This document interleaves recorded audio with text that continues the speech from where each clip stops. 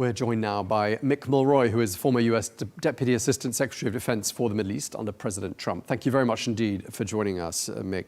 Let me get your opinion. I mean, over the years, we've all seen situations in Iran where protesters have taken to the streets. There have been violent protests in the past. What's different, if anything, in your view, this time around?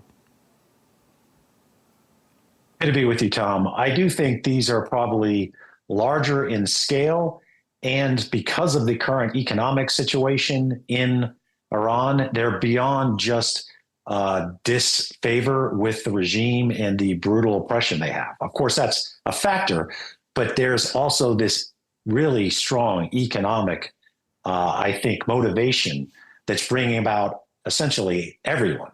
And I think that's why it's being so looked at right now, including by the United States, as a potential for toppling the regime.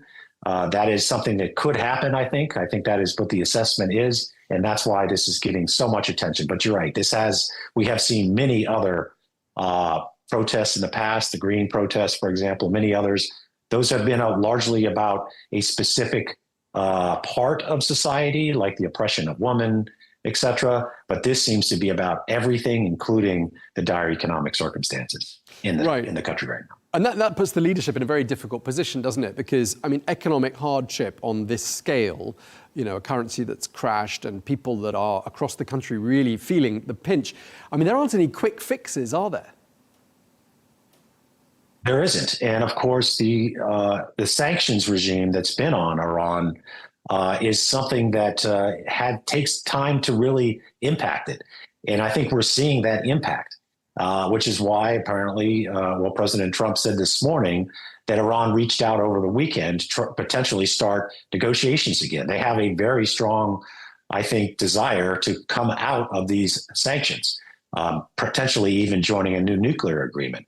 Or it's some kind of delay tactic because it's very publicly known that the U.S. is reviewing potential kinetic strikes against Iran, the Iranian regime, to enhance these protests. So it could be one or both of those issues. They want to have some kind of economic relief because they're really feeling the pressure from their own population.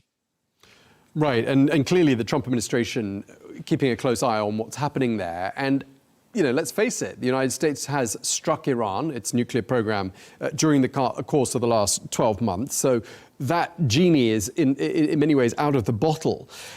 What sort of response might we see from the United States? What sort of options do you think are being weighed up? Yeah, Tom, and I think that's a good way to put it. The genie's out of the bottle. I think if this was the first time that we struck Iran, there would be much more hesitation. But because we did it, and from a military perspective, it was successful, and we saw just how little the Iranians could do about defending against these strikes, I think that makes it more likely that we will strike. But I imagine that the administration is going to ask our intelligence community, particularly the CIA, what strikes would be more enhancing to the protests that are going on, and would these strikes potentially detract from their efforts? In other words, would the regime simply say, okay, so this is all being orchestrated by the United States, it's not legitimate? I don't think that's obviously the case. It's obviously legitimate, but that's one of the factors I believe that the president and his National Security Council will be taking into account when they make the decision on whether to strike. But if they do, it'll be against regime targets, probably the IRGC, maybe their besieged force, which is an internal paramilitary force. It's very heavy-handed, probably causing most of the casualties with protesters. I think that's where the strikes will be focused. Right, so saying there is a risk that a strike or action by the United States could actually set the process of the protests back by creating a rallying around the flag, sort of an effect. We've heard the Iranian parliamentary speaker saying any attack on his country would trigger retaliation against US bases and against Israel. What do you think Iran's options are? Well, I think, Tom, they're going to look a lot like their options in the past, where they just launched a lot of missiles, for example, at Al Udeid in Qatar, or other military installations in the region where U.S. forces are present. I don't think that's going to be a big factor in the consideration of President Trump. I think he's confident that we can defend against these, and that the Iranians, they'll have to do something, of course.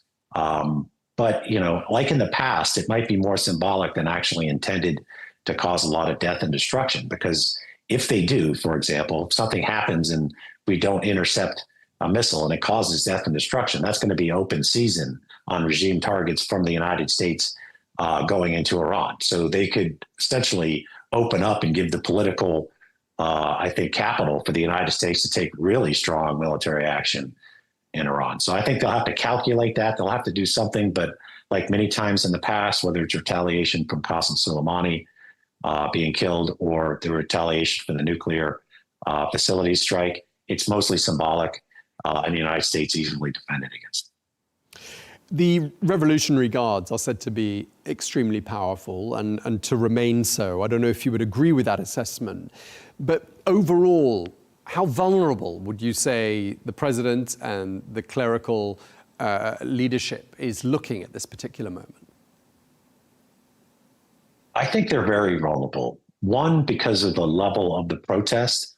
But two, if the IRGC can see a path of which they can stay in power by essentially not volunteering the supreme leader up, but if he's got to go, that's one of the biggest concerns, is this could go from a theocracy to a military dictatorship. So the United States obviously wants to see a regime change, but the question they're going to be asking the intelligence community is, who's likely to be the change? Is it going to be an opposition leader like the Shah's son, like the many Nobel Peace Prize recipients that have been in the opposition? Or is it simply going to be the IRGC?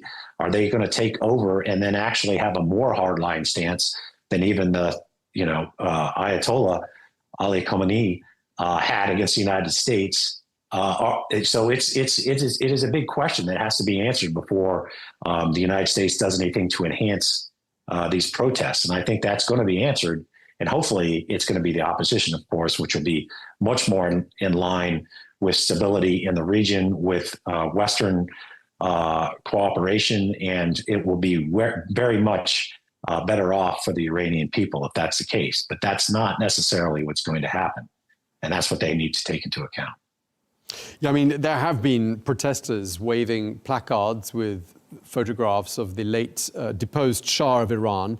There has been some speculation about a return to Iran of the son of Shah Mohammad Reza Pahlavi. I wonder how realistic you think that scenario is. And do you think it's coming more from, say, the diaspora, which is more inclined to be pro-Shah, or is it coming equally from a domestic audience? So that's unclear. And I think the way you couched it is probably the right answer, where the diaspora is much more inclined to the Shah, whereas the people in Iran don't want to go back to that. Perhaps there's a way to be, either balance the two, have some kind of constitutional monarchy, or that he serves as an interim until there's a fully elected president and then, of course, prime minister. I think that probably needs to be discussed, because if the opposition to the regime is not in cooperation and presenting a comprehensive plan, it makes them all weaker. It needs to have a comprehensive plan, and it needs to be one that they can all unite behind, or the regime will use that by fragmenting the opposition to the best they can and making it less effective. Mick, I mean, I don't think it's any secret that Iran doesn't have very many friends at the moment. And it's got a few fewer in the form of, Syria's leadership is now more in the Western orbit. The leader of Venezuela is no longer the same leader that it was at the start of the year. I mean, would anyone come to Iran's defense were Iran to be attacked? And as an extension of that question, who stands to lose the most, would you say, if there is a change of regime in Iran? So I don't think anybody would come to the direct military support of Iran. Of course, they're going to provide equipment and weapons. That's in their own interest as well. I think Russia would lose the most if the Iranian regime falls, especially if it's a more Western-oriented opposition government that takes over. That would be a big blow to Russia and to China and to the alliance that they have, certainly. And of course, all these proxy elements that are supported by Iran, they would, of course, lose even more than they have in the past year and a half, based on primarily Israeli action. But I think this is something that is certainly being considered and is also part of the discussion. It's not just about Iran, it's also counting Russia and China. And I think that's also going to be part of the discussion in the White House. Apparently, the options brief is going to happen on Tuesday. Okay, and just looking ahead, I mean, let's analyze what we're hearing from the Iranians themselves. The foreign minister, Abbas Araghchi, gave a press conference this morning. I watched it, and he seemed to be saying, we've got this under total control. I mean, does that ring at all true to you? It rings the opposite. I think when you have to explain that you have your country under total control, you probably don't have your country under total control. And as much as they're trying to do to block the internet, which isn't also an indicator, they don't want the rest of the world, especially the diaspora and the rest of the Iranians, to see just how enormous these protests are. That hopefully can be changed. Hopefully Skylink or something that the U.S. Cyber Command or the intelligence community can do to unblock that. But it's clear that they're trying to avoid what is actually happening on the ground, and to ensure that the rest of the Iranian population do not see what's happening, say, in other cities, because it's spread to essentially every region. I think there's 31 provinces and hundreds of cities and towns. So this is substantial, and the fact that they're trying to block other Iranians from seeing that indicates that they are very concerned about this and do not have this under control. Okay, and just lastly, Mick, I mean, your predictions moving forward. I mean, do you think all of this is going to blow over, as perhaps it could be argued it did in previous instances of outbreaks of unrest? Or do you think we really are well and truly past the point of no return in Iran?